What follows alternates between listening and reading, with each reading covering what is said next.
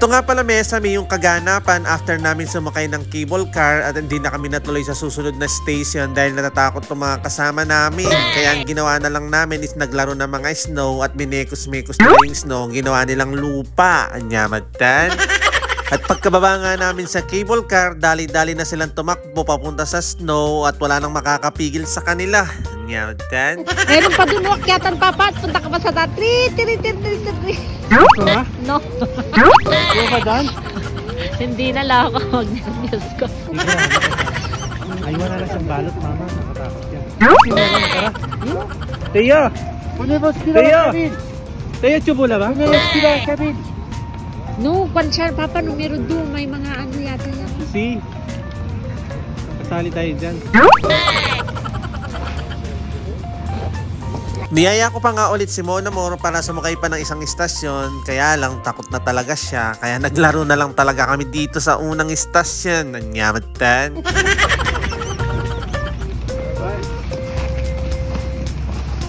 Ito siyang ni Aja yan. Rigard, paluin na tiyo. Pas kaya naman. Lega! Lega! Lega po sa inyo.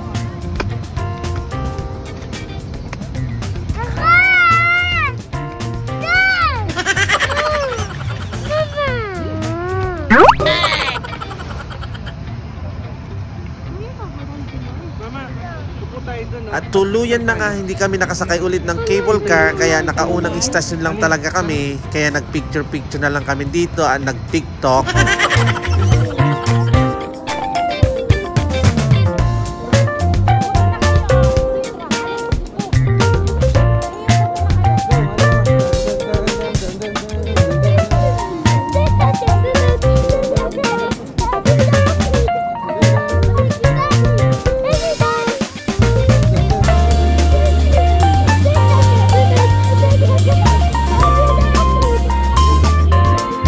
At hindi pa nga sila nakontento sa pagmekos-mekos ng snow, may magkirala pa po. Anyamatan.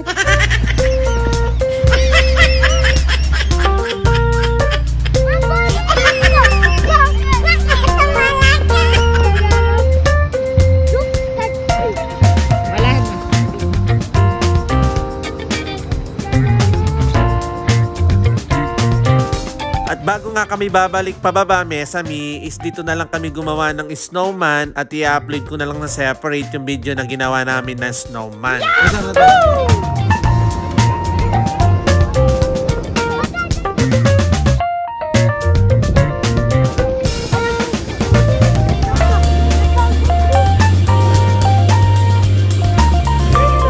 At fast forward na nga, after namin makagawa ulit ng snowman dito, naglaro na naman po sila ng snow.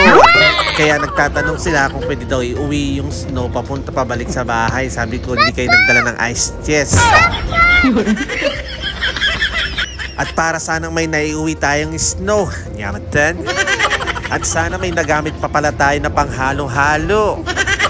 Ganito nga pala kataas, Mesami, yung unang istasyon na pinuntahan namin. Sobrang taas na siya at nakakalulang tignan pag nasa taas ka na. Oh no! Paano pa kaya kung nasa susunod na istasyon ka pa? Nakakatakot siya dahil bundok talaga siya. Potarago gumuhuya. Anyamatan.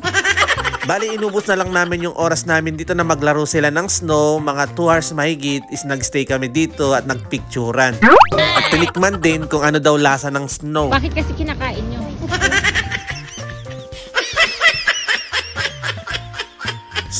Sulit na naman, Mesami, ang araw na to dahil natupad na naman ang pangarap nila sa buhay. Mas makahawak ng snow. Anyamatan.